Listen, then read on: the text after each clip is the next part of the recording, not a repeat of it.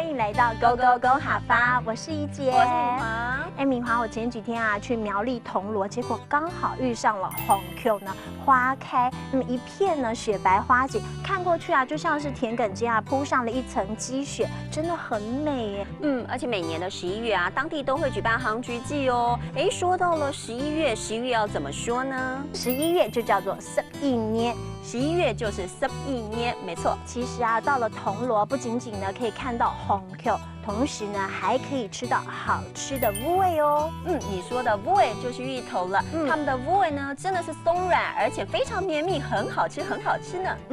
就讲到现在，我们是不是应该赶紧来规划一趟11月的铜锣之旅呢？其实我们今天要教给大家的就是11月杭菊开得很茂盛。这句话呢，应该要说的是11年紅菊開到洞腦，11年紅菊開到洞腦。今天Go Go Go哈發先透過鏡頭帶您快來看看到底有多美哦。小金，铜锣的杭菊很漂亮哎。对啊，白色的是杭菊，黄色的是金桔。我们来去那边拍拍照。来，小姐来喝看我们杭菊茶哦。谢谢。来，这里4杯哦。这杭菊茶很香哎。哎呀，那个铜锣的铁山明年4月人家种到生意人家种就要用时间，请讲请同款的时间。老板娘，那这里哪里有好吃的乌味啊？要行出去个休息场就有那铜锣的乌味当好食。谢谢安子 C。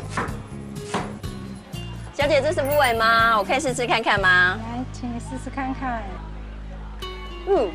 这乌味很好吃哎，而且很绵密哎，可以清蒸水煮都很好吃哦。真的懂好吃。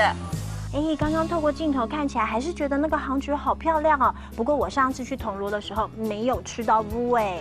别担心，别担心，我有买乌味回来送给你哦。耶，好棒哦！我们赶快来帮大家复习今天教的客家话吧。好啊。首先要教大家的就是11月在铜锣是有杭菊季的。11月要怎么说呢？11月就是11年，11年就是11月了，没错。那如果杭菊要怎么讲呢？杭菊就是红 Q， 红 Q 就是杭菊了。那如果要教大家芋头很好吃，芋头要怎么说呢？芋头叫做乌味，乌味就是芋头了。